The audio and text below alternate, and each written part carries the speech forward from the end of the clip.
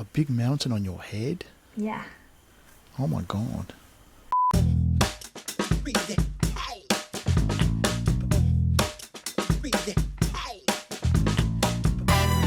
Hello everyone, welcome back to this week's episode of the Remind podcast. My name's David Masterton, and with me I have the amazing Dr. Ashleigh Moreland.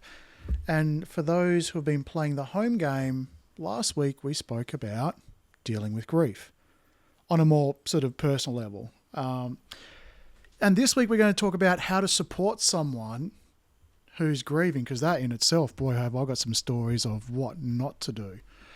But how are you going, Ash? Yeah, I'm well. Thank you. Last week's episode, I said to you as we went off air, I had no idea I had so much to say about that. I was so passionate. It was basically just the Ash show last week, but just dropping knowledge. But look, that's what this is about, right? This is about for people who are dealing on a particular subject. When they click on the thumbnail, they're going to get the knowledge of, hey, I'm going through this. What do I need? So if it's a bit more Ash-loving episodes, then I'm here for it. I'm sure I'll steal the limelight at some stage. It's not a problem. Amazing. So dealing with someone who's going through grief. Do you want to start off with a little story time with David, or did you want to jump in? I was the first thing, as you were introing this, the first thing that came to mind for me is I can't tell you, especially earlier in my life, different now because it's my profession, but earlier in my life when I lacked the tools and the skills and resources, I can't tell you how many times I had this feeling in my body of I don't know what to say, I don't know what to do. And it was a combination of helplessness and like this overwhelming sense of helplessness, but also awkwardness.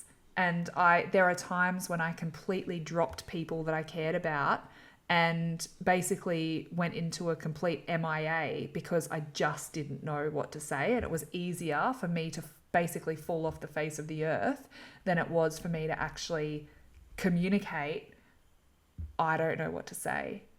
So open up some story time, Dave. That sounds familiar, because I love that. So you start with being uncomfortable.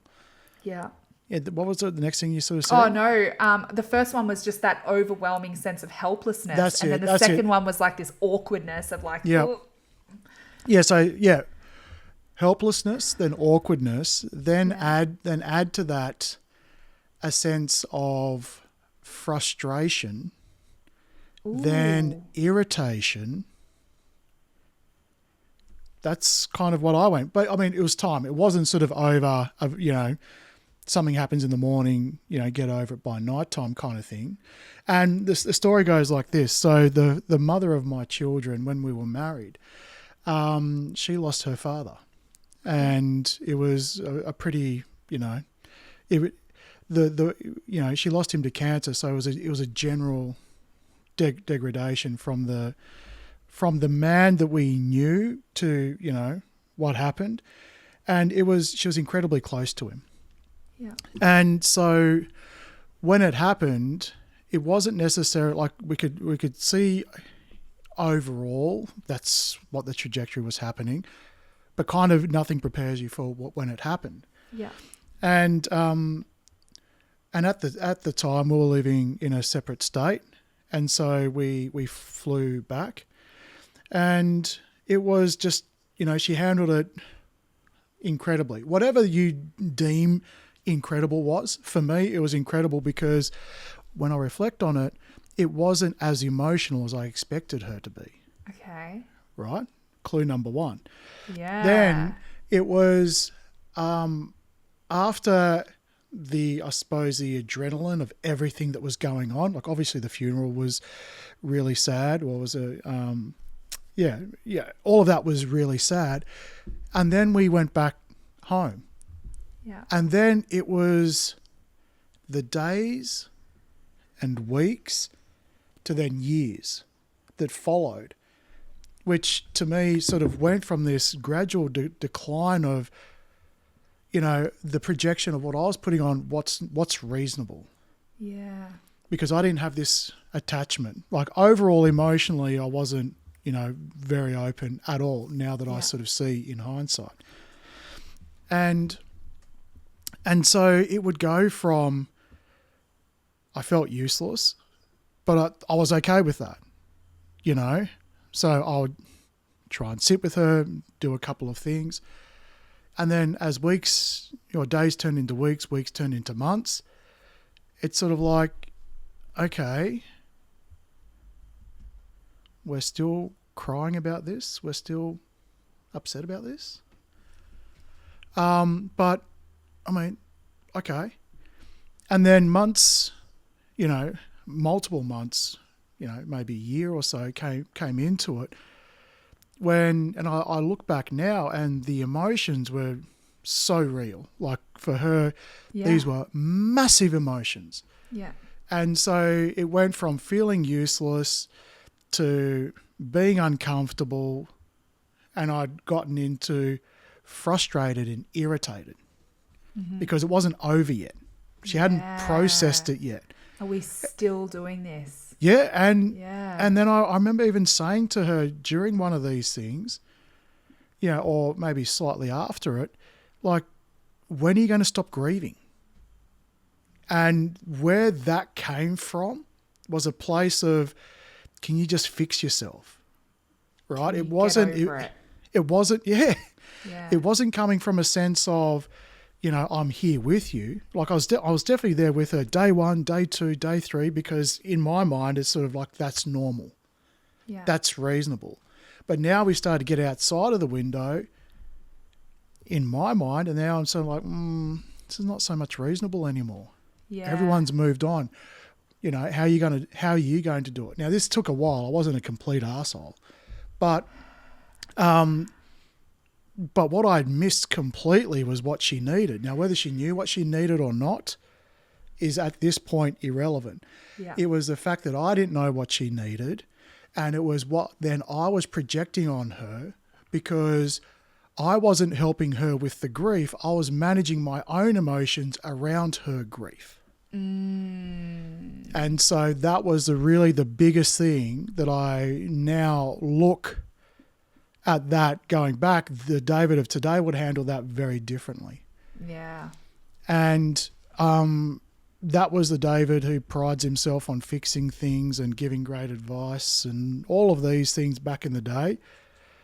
But a big healthy dose of, this is what I feel to be reasonable, relative, based on, you know, lots of judgment. Yeah. And I would sort of say that if I had to look at all of that, is they're going, if I'm starting to think whether I am judging whether you should be over this or not, at that moment in time, I need to stop and go, am I suitable to help you with this grief? Or do I just need to tell you, am I enough? A shame. Well, I mean, it's just being honest with yourself. Am I dealing with your grief, or am I just coping with the fact that you're still grieving, well past what I've judged to be a reasonable amount of time to get through it? And go back to last episode. It's sort of like, are they processing it, or are they building coping mechanisms around it? Totally. And the thing that immediately comes to mind for me is that when we are in an attached relationship, so I just did this. If you're watching the video, this is going to be helpful. Hippo toilet roll. If you're not watching the video, look at the video when it's safe to do so, not while you're driving. Yep. But we just covered this in Rise and Thrive today. So I want you to imagine that, okay, we've got a third prop here. Oh my God, is that a remote control? It is. It's a remote. We've got 3 props. We've got the relationship that is our Harry and our partner's Harry. And we've got our Sally out here, right? If we are disconnected from our sense of self, which is the part of us that's able to hold space, that's able to be present, that's able to love, that's able to nurture, that is able to bring peace and stillness and all these beautiful things, there's patience, yeah? There was no Sally in your world. The only identity you knew was your Harry. And your Harry had partnered with someone else who had no Sally, because if they did, they wouldn't have been with you. Mm-hmm. Sorry. Agreed. I mean, it's a law of attraction now, isn't it? And so when we are over-identified with our Harry and we don't have our Sally, then we can only be in a relationship with someone else who only has their Harry. And that is on one level or another a trauma bond. Now, when our attachment, our safety depends on their okayness, there's a level of codependence, but also shame plays out here, because what shame manifests as is if they're not happy, I'm not enough. I'm not doing enough. I'm not saying enough. And so I need them for them to be happy. So then I know I'm doing a good job. Yeah. And I've done enough and I've fixed it and I did everything right and yay, go me. I did good because they're happy. And see that real, like, who behaves like that? Young children. Yay, I helped mummy and now mummy's happy. Yay, I cleaned up my mess and now mummy's happy. And so that is literally the inner child of us that we've never kind of grown out of. And so what then happens is when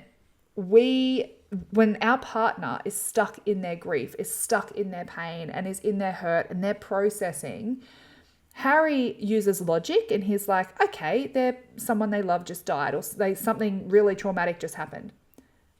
And while it's logical, Harry can feel safe in the presence of their emotion. The second it's not logical anymore, Harry starts to feel a bit disgruntled. And all of a sudden, because now them not being okay is mirroring, I'm not enough, I'm not good enough, I can't fix this, I'm not, all the things that Harry is feeling, Harry gets angry and frustrated at the other person for not feeling happy yet because it means they're not enough. And so this is where when we start to actually develop healthy relationship with our sense of self, if we are in this healthy, beautiful, connected, harmonious relationship with our sense of self and our partner, I'm literally going to use a Ventolin as a prop because it's in front of me.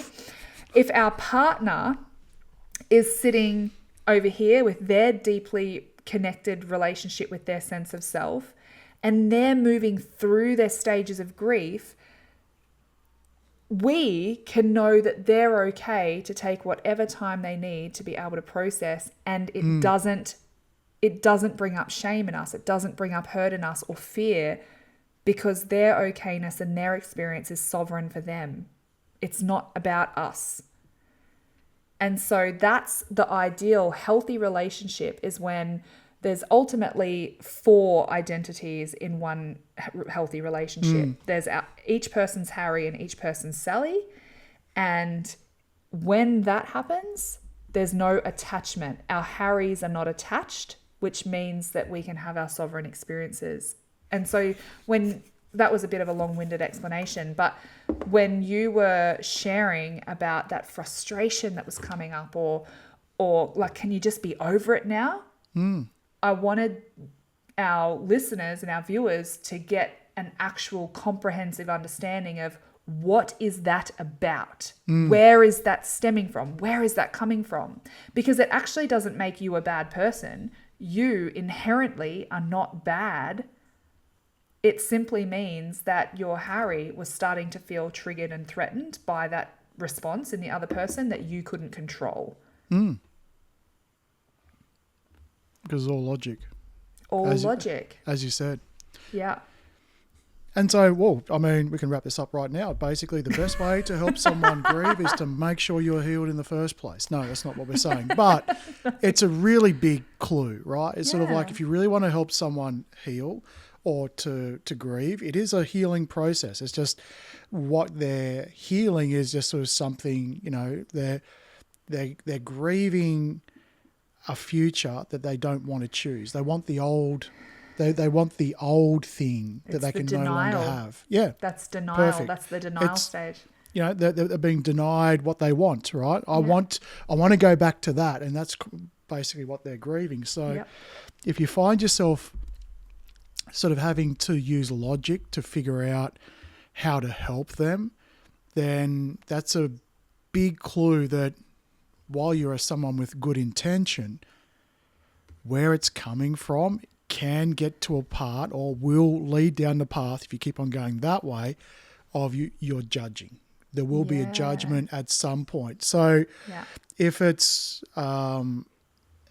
holding space, right? Just letting them be and knowing that every time they cry, it's okay. Yeah. And if you get to a point where they're crying, you sort of think, well, you shouldn't be crying. Well, you shouldn't be helping, or you're not helping at this point. Yeah. Or if you're helping anyone, you're helping yourself. Yeah. And it's okay to make sort of the experience more comfortable. Because remember, Harry's obsession is to move away from discomfort towards pleasure, which is why it's in Harry's best interest to fix all the problems, because problems are uncomfortable and they are not pleasurable.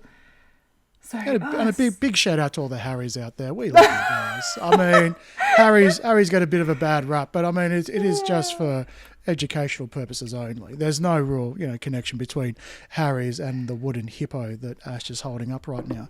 Yeah. But it's really about, and people that are watching this, or anyone who wants to help someone who's grieving, my God, you're a good person.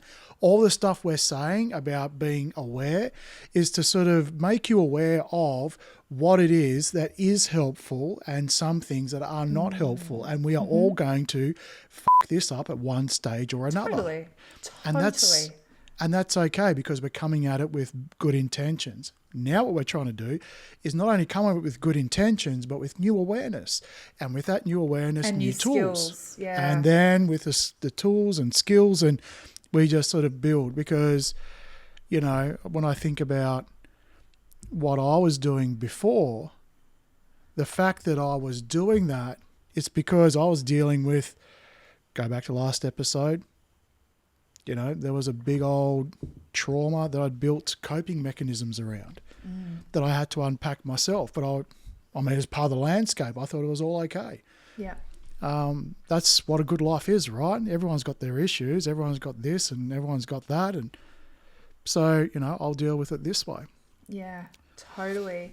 I think that's a really, really important point. And, I really openly said right at the start of this that before I knew better, before I myself had done some work in my own relationship with my sense of self, when I was existing through the world, not even knowing there was such thing as a Sally in my sense of identity, and moving through my life and the world just as my ego or my pain body, oh my gosh, the way that I abandoned people, or the silly things that I said. So saying things like, everything happens for a reason, to someone who's grieving really, really, really invalidates their experience. Well, to me, that's just bypassing. That's just sort of going, you know what? It's bypassing. Because you know what? At the core of that statement, it is true. It is. But why are you saying it? I'm telling you this because what I want you to do is to realise this is for your best and highest good, and I want you to stop it. Deny the experience that your Harry is having right now. And this is the thing. So I used to say things like, oh, well, everything happens for a reason, or, they wouldn't want you to be sad. Oh my gosh. And I look at these things that I said, thinking that I was being a supportive friend, or thinking that I was, like you said, I had good intentions, but I didn't know what else to say. I didn't know how else to behave. And there were some experiences where, like I said, they were so overwhelming, and I literally just went, nah, I'm out. Like I love them, and I desperately wanted them to feel okay and to be supported, but I did not have the capacity or the tools or the resources to be able to support them. And so remember, my Harry, avoid discomfort or towards pleasure. To avoid the discomfort of not knowing what to say, I ran away. I was like, no, I'm not available. I'm too busy. I'm all these kinds of things. And I look at that, and it's not because I don't love them. It wasn't because I didn't love them. It was because I didn't know how to love them in the way that they needed or deserved. And so let's go there. If everything happens for a reason and they wouldn't want you to be sad, or, you know, if those things are what not to say, what could we say instead? It might simply be, I don't know what to say, but I want you to know that I'm here. If you need to talk, I'm here. It's okay to feel whatever you're feeling right now. What do you need? I'm here for you. These are some things that can be really helpful to say, or even simply affirming them. Oh my gosh, I am so sorry. That sounds so hard. I can't even imagine how you must feel. How can I best support you right now? These are some things that validate that their experience is real, that it's okay for them to be having the experience.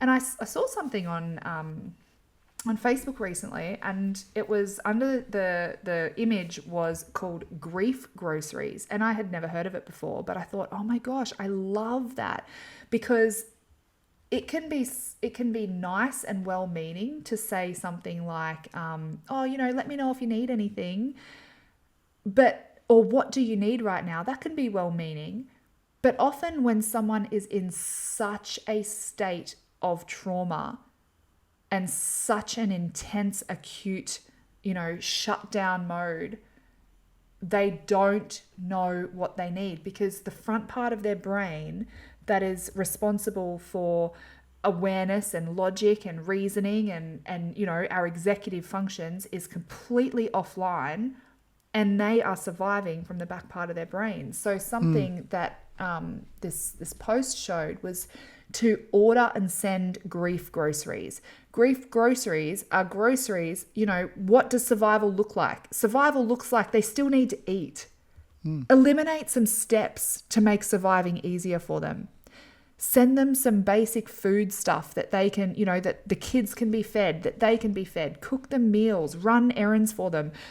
Pick up their kids and take them to school. Hold their kids, you know, have them over for a play date, have them for a sleepover. Do the practical, tangible things that create the space for some processing and presence with what they're feeling. Because if life is so busy and so chaotic and demands those survival things, our focus is always going to be on our survival and not on our healing and processing. So that's really powerful. Cool. Yeah. Well, I mean, it's the difference between sort of opening questions and, you know, it's like what the, you know, politicians would say when there's a tragic event, you know, we're sending hugs and prayers, or, you know, these kind of things. So as you said, when it's well-meaning, let me know if there's anything I can do. It's sort of like, I don't know what I'm doing in the next 5 minutes. How can I tell you what's going on? Or I'm too exhausted to let you know, or I don't want to bother you, or things like that. Yeah. But you can change it. Like, and again, we're probably talking about at the acute phase of the grief. Totally. It's sort of like, when was the last time you ate? Yeah. Asking a question like that. They can recall that, and then you can decide. And then you can also sort of say, do you want to be alone at the moment, or would you like company? Yeah. And so give them options, 2 options. That's awesome. Yep. Or another one, like, what are you going to have for dinner tonight? You know, I'm going to bring you some. And then from there you can start to build a picture, and then from there, as they slowly come back into some faculties, then you can talk about okay, how does tomorrow look for you? The kids need to go to school, yes. Whatever it is, right? And then you can decide how much assistance you can give versus not, or call in other resources. Yep. And so, again, it's just about sort of, but, you know, we've all been accused of, let me know if I can do anything. I'm right here. Yep, all of that. I love the idea of the grief groceries. But when you said grief groceries, I'm like chocolate, ice cream, fried stuff, you know, all the stuff. Isn't that interesting? You know, I'm like, whoa, how are we going to get through this? We're going to comfort eat. No, chicken. Literally just the food that is going to get us out of that survival and actually sustain us. And I love what you said about, you know, the options, because even, you know, asking an open-ended question to someone in a trauma response is never going to work. It needs to be a closed question, a yes or no, this or that, make it as simple as possible. Because if you said to someone who is chronically stressed or who's in a trauma response, who's experiencing acute grief or these big, big emotions, they do not have access to the parts of their brain that's going to go and search for the answer. If you said, oh, what would you like me to cook for you? They're going to go, that pushes them into overwhelm even more, that they can't find the answer for that. If you said, would you prefer lasagna or stir fry? Go, I don't care, either is fine. Or stir fry. Yeah, bang. Yeah. They can do that. If you said, does it work better for me to pick up the kids tomorrow or on Friday? They can answer that. It's just a one choice. So yeah, that's a really, really good point, Dave. I love that. Keeping it super simple. And again, it's bringing it back to trauma responses and cognition. And then over time, then you can get into the, if someone's still not coping with something, then it's just really about being present, keeping that kind of, I suppose, patience or anything like that. But the biggest advice for the long term to help someone through grief is keeping your own wounds, enlightened. Like know what you're dealing with. Because if they get buried, then suddenly you can start with the best intentions. You can go really heavy. And then if you're doing all this work and suddenly they don't get better, and they still need your help, is it a and transaction? it's X amount of time, is it becoming unreasonable? Well, you can really see that sort of like, well, are they using me now? Yes. I love, just as you started saying that, I was thinking back to the offer of help thing, because a really common dynamic, people very, very, very commonly have a fear of rejection. So some of Harry's big fears, fear of rejection.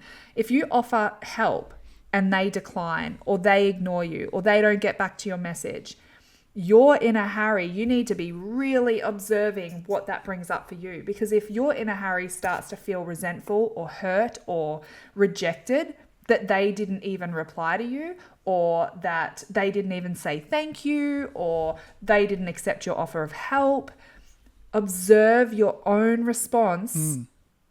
And if you notice your own inner Harry trying to make it about him, that's your own wounding, because it's not about you at all. One of my go-tos, and I'm so grateful that the people who are closest to me know this about me, that it is never about them. If I'm not replying to a text, if I'm not, if they haven't heard from me for a while, it means one thing.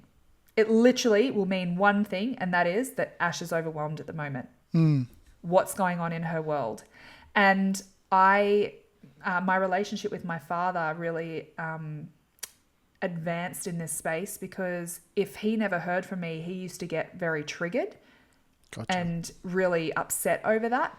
But just this week, I got a text from my dad saying, "Are you okay?" And he observed that he hadn't heard from me in a while. I've been really quiet. I hadn't even been super active on social media. And when I go quiet, it means I am like treading water, trying to keep my head above the water. And Ash very coping.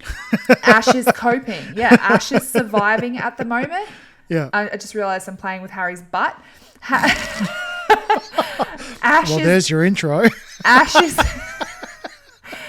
is doing her best to survive at the moment. And replying to a text is so low down my list of priorities when I'm surviving.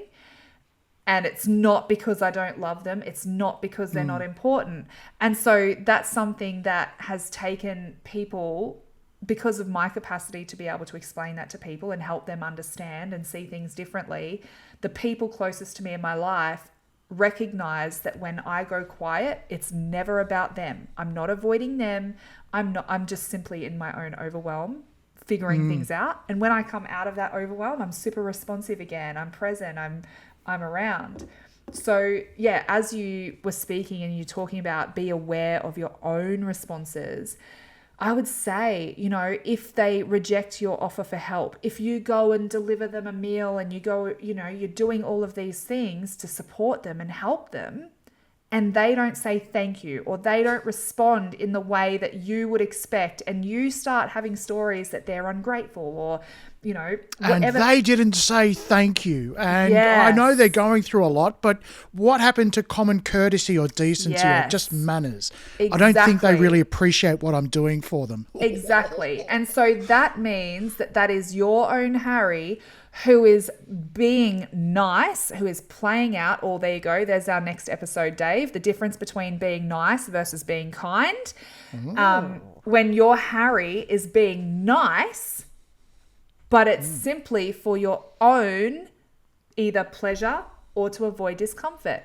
And how do you know is when it's a transaction. If you do something for someone and they don't react in the right way and you get triggered by their reaction or lack of, then you know that it was a transaction and not from. Well, I mean, I'm going to give, because I was that person, so I'm going to give this guy a little bit of love. I wouldn't say it's sort of necessarily exactly what you were saying there. I say it comes with the best intention. However, it's short-lived. Because as much as you want to help that person, you will not help that person beyond your trigger, beyond your wounding. Your wounding is much more powerful than your intention to be helpful at that stage. And so when the wounding or the trigger takes over, it's all off. And so it's like, yes, transactional is absolutely a symptom of it. But yeah, totally. You're not aware of the transaction. No, you're not aware of the transaction until you observe the response in your own self. If you're open to even seeing it, as opposed to saying to people, gee, I've done all these things. And after everything I've done for them. Oh, These are some statements. They didn't even say thank you. They didn't even respond after everything I've done for them. If you have these thought patterns, if you have these statements, or if you're, lamenting about these things, there's some pretty big hints that there's transactional relationship going on between your Harry and their Harry. Whether you want to know it or not, whether you recognize it or not. Yes. It's there. Yes. But wow, so we've even got, is this going to be a threefer? Is this going to be like last week we had the grief about yourself, this week is about helping someone else, and now we take it on to being kind or being nice? Yeah. Well, I feel like that's a separate topic, but I do want to say that part of this, as the supporter of someone going through grief, as the supporter, it is so important. Can you start to see how deep connection to our sense of self and deep awareness to our own capacity and our own position in that moment is so important? Because if I offer to help because it's the right thing to do, and let's take me for the last month, or not month, but for the last couple of weeks, I've been processing and I've had some life-changing revelations. I've been processing some really, really, really, really big, deep stuff. For me, if one of my friends went through a crisis today, I would need to have the self-awareness to tune in and have awareness of what is my capacity to be able to help and how can I communicate that. Because if I do the right thing and be nice or be a good friend, what am I going to do? I'm going to try and show up. I'm going to try and fix their problem. I'm going to do this. I'm going to do that. I want to make them feel better. I want to give. I want to help. But that means in order to be that good friend, supposedly by those expectations, or in order to be nice, I need to harm myself and abandon myself at a time when I don't have capacity to do those things. And so what is actually required is for me to have really strong self-awareness around what do I have capacity for? What am I willing to do? Like, what's my boundary here? Managing my expectations, but also having the tools and the skills and the language to put around being able to communicate that to someone else. And that might look like going, hey, I really, really care about you. And every part of me wants to be able to help you in a more practical way. I'm navigating some really big things in my own world at the moment, and I don't have capacity to be much practical support. But if you need an ear, I'm here. Or do you have support anywhere else? Maybe I could, I don't know, Uber Eats you some dinner or, something else. I don't have capacity to sit here and cook for you for the next week, but I can send you Uber Eats for tonight. Or recognizing where do I sit in my own capacities right now is super, super important. Oh, huge. Absolutely. Well, the last couple of weeks have been very centered around grief. But look, if you're supporting someone that's going through it, our hearts go out to you. It's we all want to help people. Like no one would look at someone who's in pain and not really want to help. So hopefully you're finding some of our tips and clues helpful. And next week are we going to be nice or are we going to be kind? Well, that's our plan. Hit subscribe to find out. There's plenty of time between now and then, Dave, so anything could happen. But let's set the intention of talking about nice versus kind. And if anything more, pressing comes up in our lives in the meantime, we'll record on that. That's the nice thing to do. Ah. Bye-bye. Bye, everyone. Take great care. See ya.